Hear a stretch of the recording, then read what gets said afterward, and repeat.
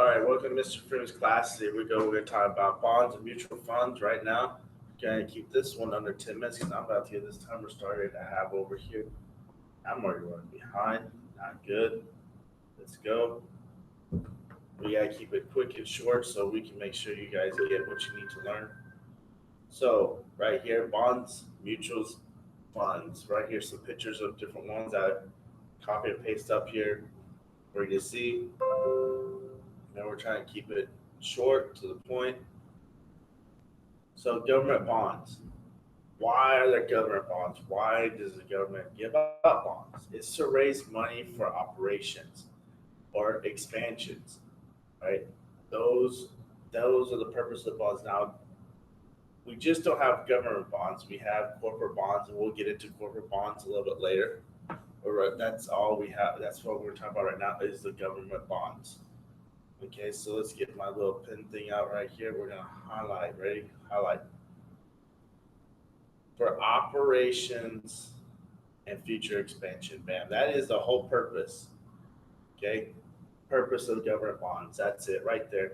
Okay? A bond is a certificate representing a promise to pay a defined amount of money. It's like almost seems like to me, think of like when you go take a loan out of the bank and they're going to send you a monthly note saying how much you got to pay them to pay back with interest. It's the same thing the bond does. It's a certificate that represents that they're going to pay you X amount and that you agree that you accept X amount. So right here, certificate representing promise to pay. That is what you need to know a bond is. That's all it does. It's highlighted right there in yellow. Now you know what it is. Quick response. Government issues bonds to raise money. We talked about that already, so we can move on, right? But the key thing you understand right here is not just federal, it's state and local government. Okay, all parts of state and local governments can issue bonds. And we're going to show some examples of different ones that do it. So, Ben, there's an arrow right there that shows you what you need to know. Also, I think there's another one coming up right there. Maturity date is when it is the due date. That's another key thing right there. I skipped. That's why I put these arrows in and how to remind me maturity date. Remember it. It's important. The due date. All right, municipality bonds. Those are important. What are they? You need to know it because it's a little bit different than other government bonds. So right here, what I did is we'll pull my little highlighter here. These are for local and state governments. Okay. And what are examples of these? These are examples for things done with your new parks, your schools, your bridges. So right here, I live in Harris County, so bam, I pulled up, copy, paste the example. Right here is Harris County, state of Texas, municipality utility. They got right there highlighted in yellow. They got a bond out, right? They're selling it. Okay. And right here, if you look over here, where it says AAA, yeah, that's the S&P rating of that bond. It's a AAA bond. I mean, AA, but not AAA, AA. AAA is the highest. Okay, so the first dash is for Moody. Moody didn't rate it. S&P rated as a AA bond for Harris County, Texas municipality utility bond right there. And look, I found another one right here. And no, it's not showing Texas. I think I clipped it out. There was a one at the bottom a little bit further on my screen. It's for, well, I can say it here, but you guys can't. Spring Branch, Texas Independent School District. That's right. Bonds for school districts to help build new schools, give new equipment, technology, infrastructures, things like that. Stadiums for your football, basketball games, everything right there. Those are what those bonds are for. People purchase them. Why? They're usually tax exempt. Okay, key thing, tax exempt right there. Tax exempt, usually tax exempt. The downside is what? Lower yield rate right there. Lower yield rate is the downside. Okay, so understand that bonds are for what? Municipality bonds are normally your local, state government, school districts, things like that. Important for understanding. Usually tax exempt, lower interest rates. We got to move on because we got about 5.5 minutes left.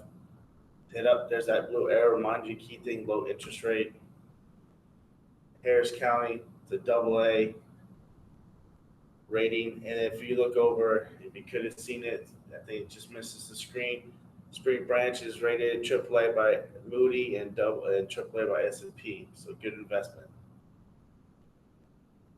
Next one, we're gonna talk about U.S. savings bonds real quick. One type of U.S. savings bond is a Series E bond that you buy for half the face value. Okay, so you want to buy the bond, $50 bond, it's going to cost you $25 to buy that bond, but they're designed for long term. A lot of these bonds are for like 30 years. You can sell them, but you sell them, you have to wait a period of time. You can cash them after 1 year, but wait at least five. If you sell it sooner than five, then you lose 3 months of the previous interest that you gained on. So pretty much you need to wait 5 years before you sell them. Those are your Series E bonds that are given by U.S. savings bonds. You can purchase them for $50 up to $10,000. There are some benefits to it. So that's a blue arrow right there. It's telling you face value. Understand, remember. So you're gonna pay about half. You're gonna pay half that face value, and you're gonna get over that 30 years, another $25,000. Another $25 for that $50. Okay. So key thing here, it has tax advantage. If right here, key thing, if you use it for college, man. So you could be exempt from paying your state and local taxes, might not have to pay federal taxes if you use it for college. Okay, so it's great for you parents out there, your kids, you want to purchase it so you can start saving money for your child's education. Let's move on.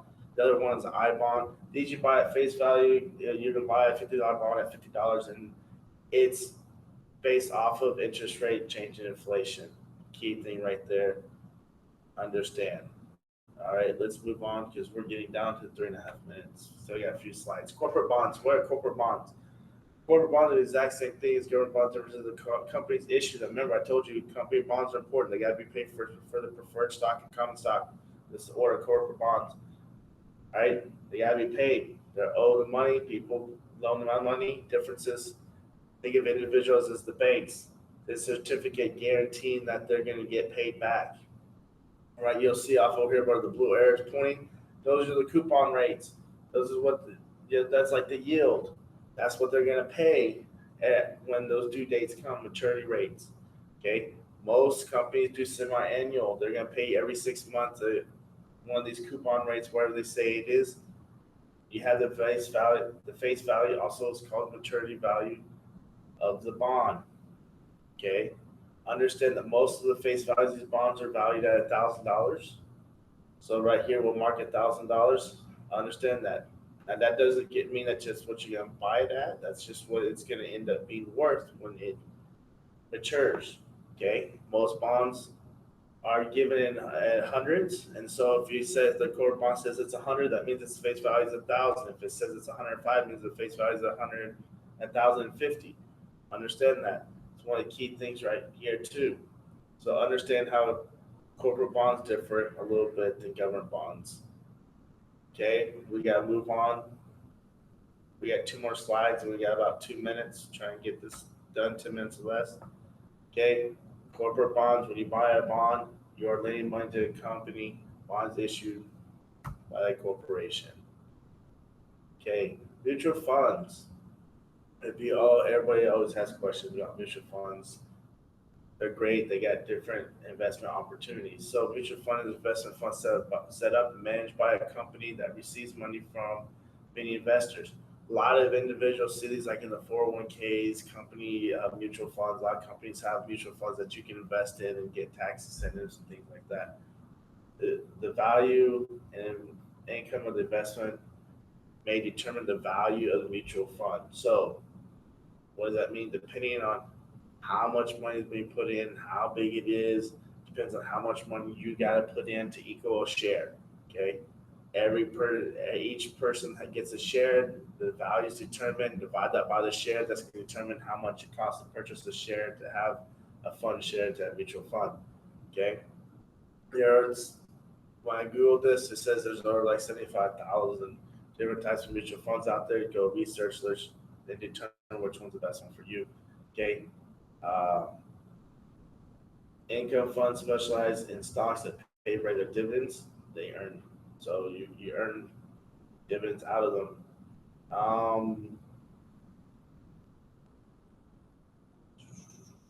Key things to look at. All right, so we're gonna be over a little bit right here. Just trying to remember where I was. So understand that you can have an aggressive growth stock fund. You can have an aggressive mutual fund.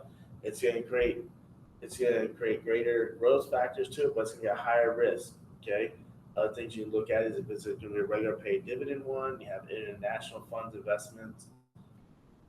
These are all different type of things you can look at. All right, we're over 10 minutes. We're going to try to end right here because I know we got one small slide after this. You got sector funds buying stocks. There is so much different type of things that you can get with the mutual funds.